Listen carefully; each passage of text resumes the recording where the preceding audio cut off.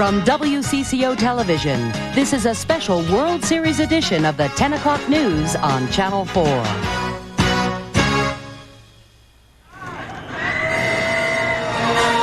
The front page story is the Twins beat the Braves in Game 1. The little big man, Greg Gagne, batting at the bottom of the order, comes up on top of it with the winning runs with a home run. And hometown boy Jack Morris's magic on the mound. And Jane Fonda says, "I'm not chopping anymore," after the American Indian Movement's protest. The streets begin to fill with fans streaming out of the Metrodome now that the game is done, and we're down here too to bring you the story of the night. And I'll tell you what, as they let out just a few moments ago, it sounded like they were subdued. The early people getting out, perhaps those people trying to get to their cars first, maybe the more adult of the group. But now the people who seem to be the upper deck stand fans are coming out now, and they're full of sass and vinegar. Oh, this is exactly the way we wanted this first game to go, and people are celebrating out in the streets now. Very, very happy crowd. Now let's tell you what you're going to see on our lineup tonight besides those front page stories that we told you about. Mike Walsher will have the reaction to the game from all of the fans in the street, and that's Mike. Then Amy Marcellus and the crew are going to be taking calls on the fan phone back in the studio. Telephone number to call there if you have a comment to make, 330-2764 for comments on the game, your favorite play or player, or whatever's on your mind after the first game of the World Series goes to the home team, the Minnesota Twins. Boy, there's a lot of people here with a lot on their mind tonight. But first, we're going to go back inside the Dome to Mark Rosen for the high points of this first game of the World Series. Mark? Well, Colleen, the Atlanta Braves came in here as an emotionally charged team. They were down 3-2 to the Pittsburgh Pirates, went into Pittsburgh, and against all odds won 2 straight with a pitching staff that had shut down the Pirates' big, strong bats. Well, Atlanta came to town. They only had one night to work out here. That was last night. They had to feel like maybe they're going to be a little bit jet-lagged. They started out pretty strong with 3 scoreless innings against the Twins, but the Twins really got warmed up at that point. We're going to go through some of the key points of tonight's baseball game. The call, the paths of glory. What the Twins try to do, as Tom Kelly always does on the base path. Manufacturing runs. No score in the third. Dan Gladden gets a 2-out walk. Then with Charlie Leibrandt on the mound, Gladden steals second. Leibrandt picked off 12 runners this year. Why was that base so important to steal? Because look what happens next. Chuck Knobloch singling to right, the first of his 3 hits. Gladden scores because of the stolen base.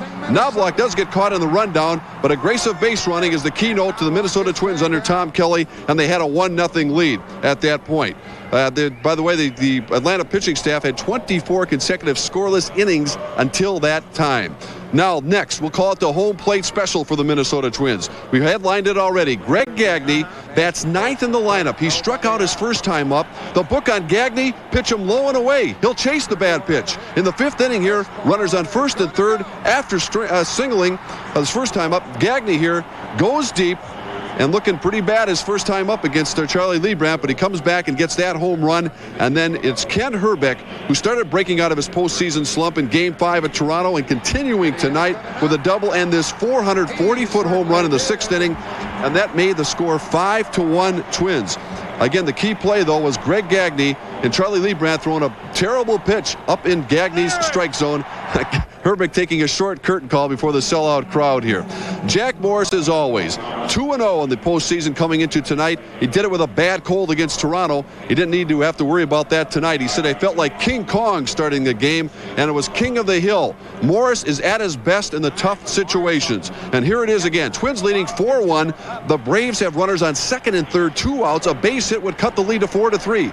But Morris gets Sid Bream looking, no question about that one, and that ended what could have been a big inning for the Atlanta Braves. The Twins ended up leading at that point 4-1, and they ended up stretching it and winning the final 5-2. And again, the bullpen doing the job for the Minnesota Twins. They shut down Toronto. They did it again today, and that's why the Twins are up 1-0, and now they can turn the ball over to Kevin Tapani, who's still looking for his first big, strong performance in the postseason. Tapani and Erickson have yet to pitch well, and the Twins keep winning. It's hard to believe, but shows you what a well-rounded team they have. We'll have a lot more highlights and interviews coming up a bit later in sports. Sounds a little rowdy out there, Don and Colleen. You can guarantee yourself it's rowdy out here. This also happens to be the place where all of the television cameras are and all the lights and everything, so you know some people are making some noise. A few people. Yeah, maybe just for the cameras. That's what Rosie thinks about the game. How about the fan on the street? Well, for that, we're going to join Mike Walsher. He's out on that street to find out what they're saying. Well, Don, you know, some of the fans came out a bit subdued from the Metrodome, but leave it to us. We found the most energized and the most rowdy fans leaving the Twins game tonight. And the chant, sweep, sweep, sweep, sweep, sweep. All right, we'll come over here and talk to a gentleman. Tell me about the noise and energy inside. Well, I'll tell you, it was nuts once we started scoring some runs out there. It was quiet the first part of the game, but as soon as when Gagne hit that home run, you couldn't hear yourself thinking there. It was nuts, just like 87. Let me talk with you, ma'am. What about Atlanta fans? Did they get quiet fast? Yeah, they got real quiet when Gagne hit that homer. And a lot of the Twins fans were harassing them a little bit, but it was a lot of fun. They put the chops away pretty quick. Yeah, I didn't see too many tomahawks out there. All right, very good. Well, we have euphoric fans here outside the Metrodome. That's some of the comments from fans on the street. Amy Marsalis has been talking with fans, calling into our fan phone line, and she's in the studio with more on that now. Amy. Well, Mike, quite a bit different atmosphere inside, of course, but we wanted to hear from the people at home. We knew we'd get a little bit different reaction from them. We've been getting swamped with phone calls from all of you at home here at our fan phone station. We'd still like to hear from you, even though the game is over. Here's our fan phone number, 330-2764. Again, 330-2764. Well, some of the questions we asked you to answer included, how many games do you think it will take for one of these teams to win the World Series championship? Most callers earlier in the evening predicted the Twins in 5. Some thought they could do it in 4. Even more think they could sweep now after this first victory. As for the fans' favorite players, Kirby, Puckett, and Chuck Knobloch came in first place. Second place tied between Ken Herbeck and Dan Gladden. We also asked about the strengths and the weaknesses of both teams. Here's what one caller had to say. Yeah, I think the Minnesota Twins are probably baseball's most intelligent team. They're able to outthink their opponents on every position, and that's a credit to their manager, Tom Kelly. Not only that, but I think the Atlanta Braves have a very good pitching staff, but they'll falter under the pressure because they're young. Now, most people said they didn't know enough about the Braves to comment on their strengths and weaknesses. Many callers did have comments, though, about Atlanta's tomahawk chop. I think that baseball, Major League Baseball, as well as the teams, fans, and players have a chance to make a statement to the world, the 70 countries that are watching this sports spectacular in regards to racism, baseball, mascots, names, and just how we conduct ourselves. Imitation is one of the sincerest forms of flattery, so the Indians should not be upset. I also do not believe the Atlanta people meant this to be racist or anything else. I think they were just doing their thing. They get as excited as we did with the Homer Hankies and the whistles in '87. Well, for more on reaction to the tomahawk chop, we go now to Caroline Lowe live at the Dome. Caroline, I understand you got a comment from one of the most well-known, prominent Atlanta Braves fans. Amy, tonight we caught up with actress Jane Fonda, whose name was at a center of protest just before the game began. Chop, chop, chop. Chop, chop, chop. Stop racism! Exactly, what does that mean?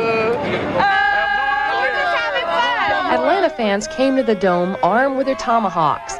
They were greeted by more than 200 Native Americans who were there to protest the symbols used by the Braves fans.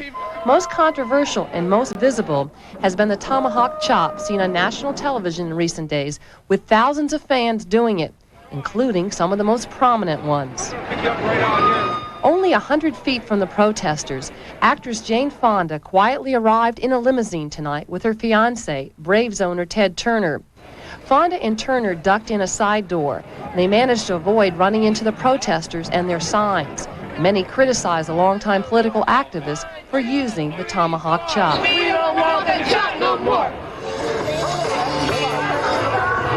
I'm not chopping. Well, they mentioned your name. You didn't reaction that they're bringing your name into this. I'm sorry that I offended them. I'm not going to do it anymore.